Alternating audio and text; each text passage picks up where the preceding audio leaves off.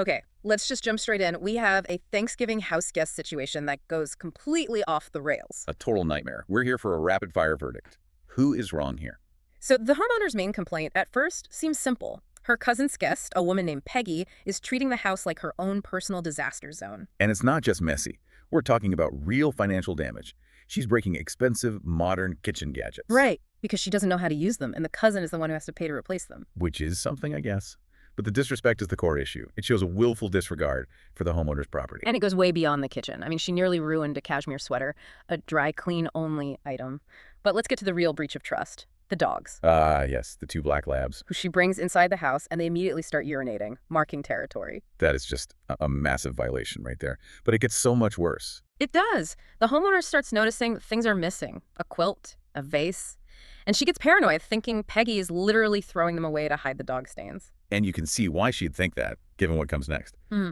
The sponge incident. This is just beyond the pale. It's unbelievable. Tell them. Peggy uses the kitchen sponge, the one for doing dishes, Oh. to wipe up dog urine from the floor. And then what does she do? Puts it right back on the sink. Right back, as if nothing happened. The homeowner had to start hiding all the sponges and rags. I mean, that's not just bad manners. That is a serious health and safety hazard. You can't do that. It's a biohazard in the kitchen where you're cooking Thanksgiving dinner.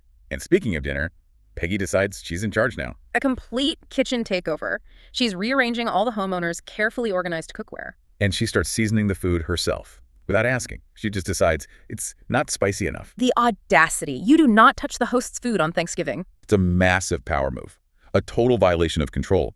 But the final straw, the thing that just broke everything, was the giblets. Ah, the gravy giblets, the key ingredient. Gone. She fed them to the dogs, claimed she thought they were just scraps. Scraps. Who feeds random things to someone else's dogs without asking? Exactly. So at this point, the homeowner, understandably, just lost I it. snapped. Told Peggy to know your role and stay out of my kitchen, saying she only causes chaos. So the big question, was that reaction justified? Oh, 100% justified. It was probably overdue. The verdict here is swift and it is final. Peggy is fundamentally in the wrong. There's no gray area here. None. She shattered the host-guest social contract, respect for property, for hygiene, for the rules of the house. All gone. So when a guest introduces a health risk and actively sabotages the holiday meal... The host's reaction is entirely proportional. Absolutely. But there's one last piece to this puzzle.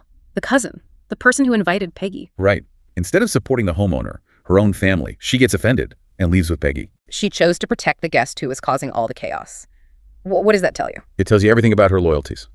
And it has way bigger consequences for that family than a few broken gadgets. So since the direct confrontation failed, we'll leave you with a final thought to chew on. When the social contract has been broken this catastrophically. Is a permanent, explicit ban the only required next step to fully reclaim your home and make sure this chaos never ever happens again?